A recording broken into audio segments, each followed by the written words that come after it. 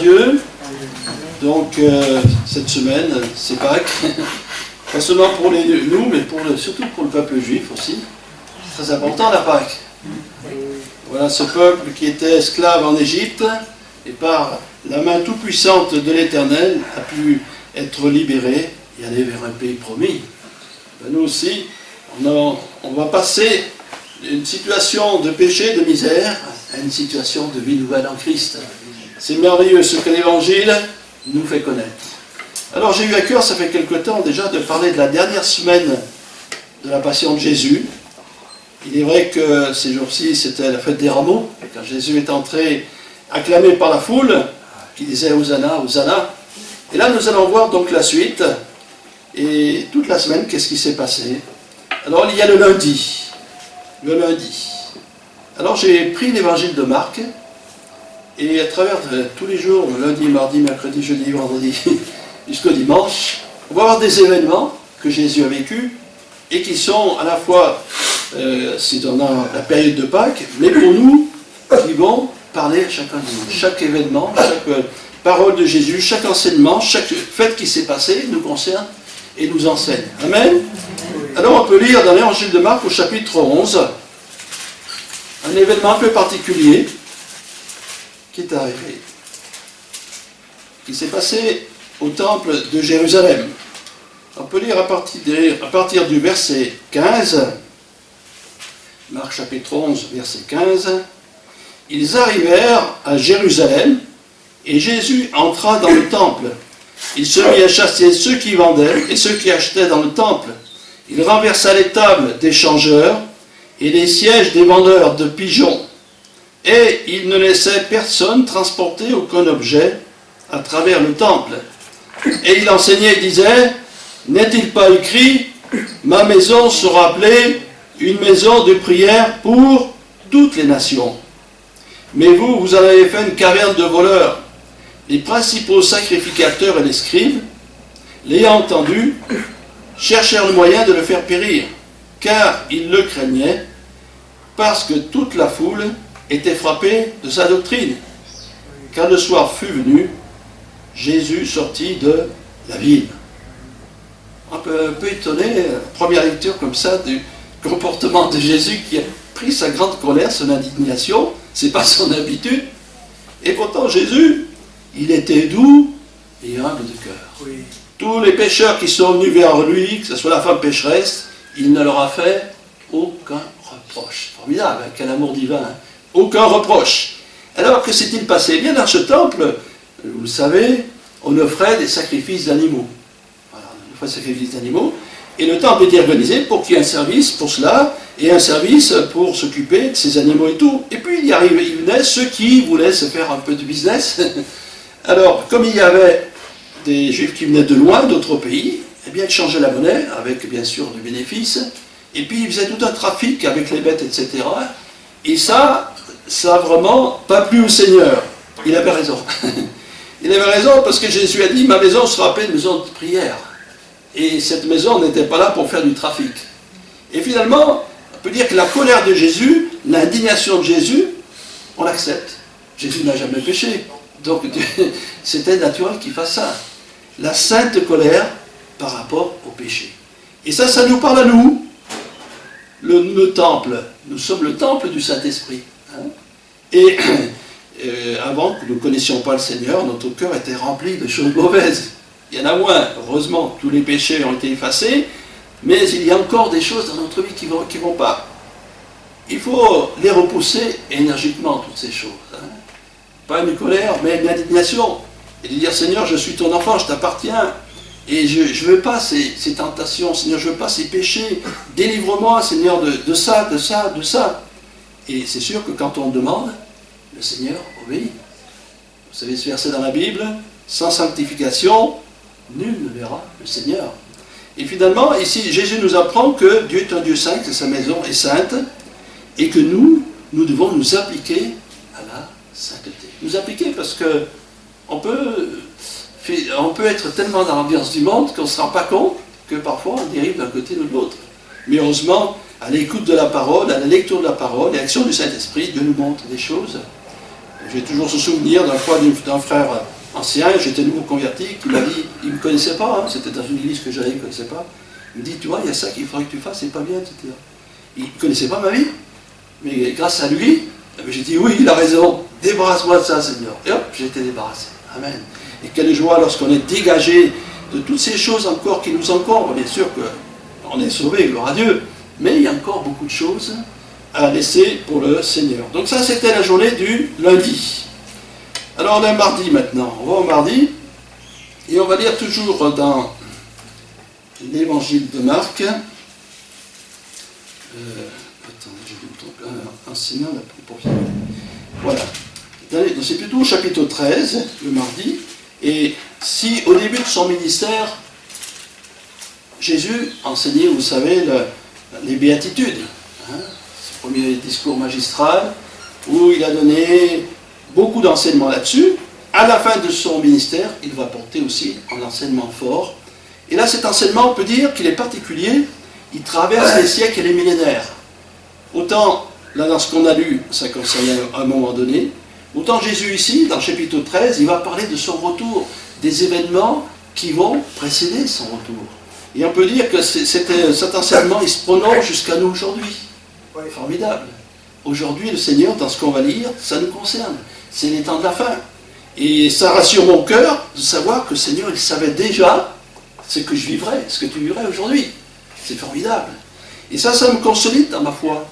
Parce que je dis, le Seigneur, il sait toutes choses, donc il va être avec moi dans la difficulté.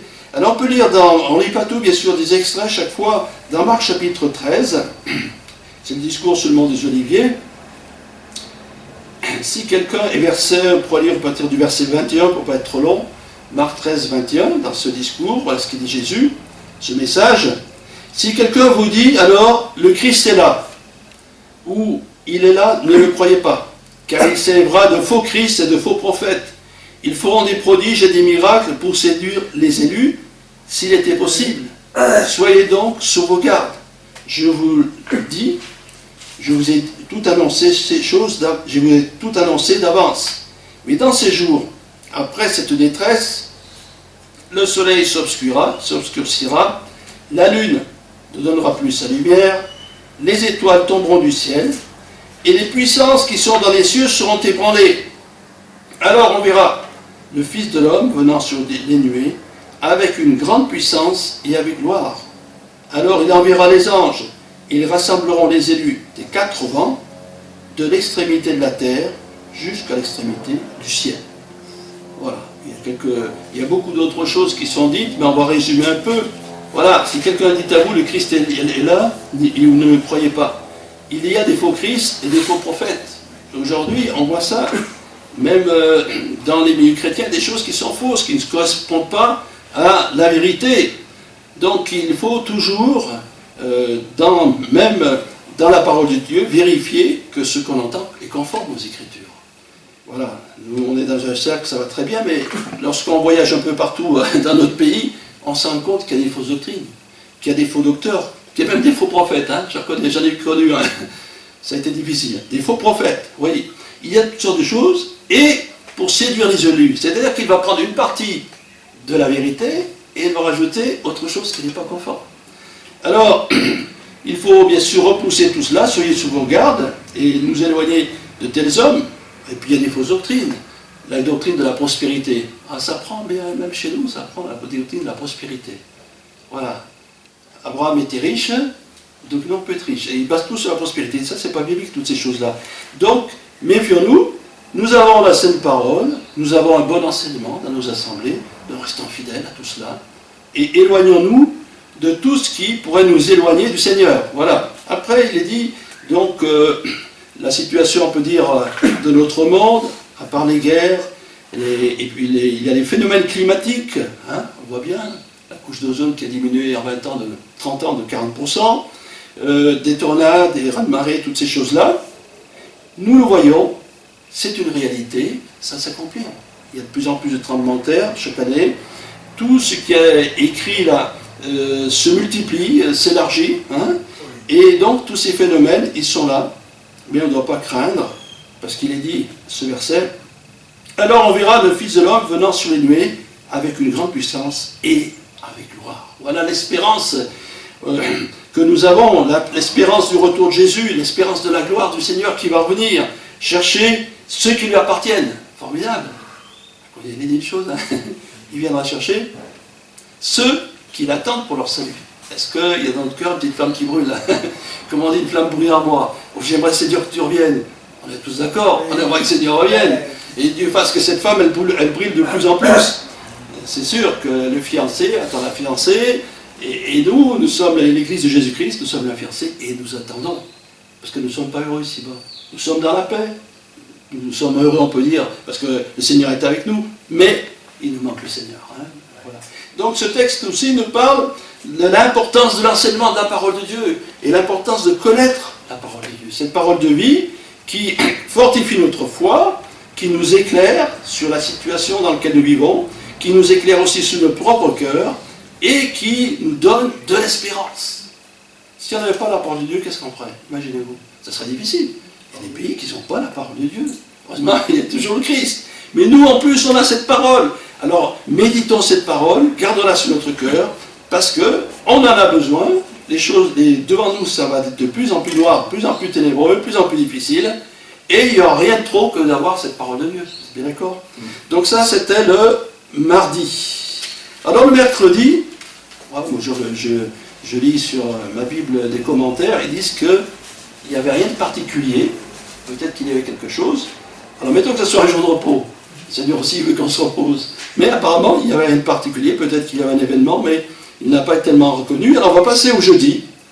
Le jeudi, la dernière Pâque de Jésus. Important, n'est-ce pas? Dans Marc chapitre 14, nous retrouvons Jésus pour cette Pâque. Et au verset 22 à 26. 22-26. Voilà, on peut imaginer la scène, la table qui est là, Jésus, ses 12 apôtres, et donc il va partir plus tard. Voilà ce qu'il est dit. Pendant qu'ils mangeaient, Jésus prit du pain, et après avoir rendu grâce, il le rompit et leur donna, en disant, prenez, ceci est mon corps. Il prit ensuite une coupe, et après avoir rendu grâce, il la leur donna, et ils en burent tous. Et il leur dit, c'est mon sang, le sang de l'alliance, qui est répandu pour plusieurs. Je vous le dis en vérité, je ne boirai plus jamais du fruit de la vigne, jusqu'au jour où j'en boirai à nouveau dans le royaume de Dieu. Après avoir chanté les cantiques, ils se rendirent à la montagne des Oliviers. Manger du pain, en réalité, c'était des petites galettes, si je ne me trompe pas, sans levain, qu'il a partagé. Et voilà, chacun va prendre son palette, il rompt le pain, et donne cette parole qui reste encore aujourd'hui d'actualité, prenez ceci est mon corps. Et aussi, buvez ceci est mon sang. Il y en a qui ont pris ça à la lettre, comme si on buvait le sang de Jésus. Mais ce n'est pas possible. Jésus est mort une seule fois, on ne va pas pouvoir boire le sang de Jésus. Faites ceci en mémoire de moi. Il est important de le signaler à d'autres qui ne connaissent pas bien la parole de Dieu, que c'est un souvenir, ce repas que nous faisons, en mémoire de ce que le Seigneur a fait pour nous. C'est important de garder la mémoire. Hein? Et ce n'est pas inutile, chaque fois qu'on se rassemble pour le Sainte Seine, de se rappeler de cela, que Jésus est mort, qu'il a donné sa vie pour nous sauver. Et voici le sang de l'Alliance. Alors, qui dit repas dit communion, intimité. Lorsqu'on va être dans une intimité avec quelqu'un, on mange ensemble. Je ne sais pas si ça se fait automatiquement. On est bien, je ne sais pas pourquoi. Et là, ça nous parle un peu, on pourrait dire même de la communion fraternelle. Il est sûr que lorsqu'on prend le pain et le vin dans l'assemblée, il y a une réalité, une communion fraternelle qui se réalise. Une union d'esprit entre frères et sœurs, gloire à Dieu. Mais c'est aussi une communion avec le Seigneur, très important. Voilà, on prend le pain et le vin, on réalise que Jésus est mort à la croix, et ainsi on est heureux d'être sous la bénédiction du Seigneur. Cette communion, ça nous fait parler aussi, penser à nous, de la communion que nous avons avec le Seigneur. Et de la communion que ceux qui viennent écouter la parole de Dieu pourraient découvrir. Ils viennent entendre la parole de Dieu, mais rien ne les empêche de prier Dieu. Mais il y en a qui n'osent pas. Ils n'osent pas prier parce qu'on leur a donné un enseignement, que pour prier, il faut faire telle prière, etc. Ils n'ont pas cette liberté. Mais quel privilège on a d'avoir une communion avec Dieu, de pouvoir le bénir, le louer, l'adorer, et d'être dans sa présence, qui dit communion des présences, d'appeler Dieu notre Père. Vous vous rendez compte des privilèges? Combien de religions n'ont pas ça? Ils sont sous la crainte comme ça, d'un Dieu tyrannique, et ils n'ont pas cette liberté. Et puis, c'est vice-versa. Nous avons une communion avec le Seigneur, et le Seigneur a une communion avec nous. Nous, on va dire au Seigneur notre joie, nos problèmes, nos prières, nos besoins, et puis le Seigneur, il va remplir notre cœur. Et puis s'il ne dit pas grand-chose, il y a quand même l'amour de Dieu dans notre cœur, hein. Il y a la présence de Dieu. Quand le Seigneur il est là, on sent sa présence.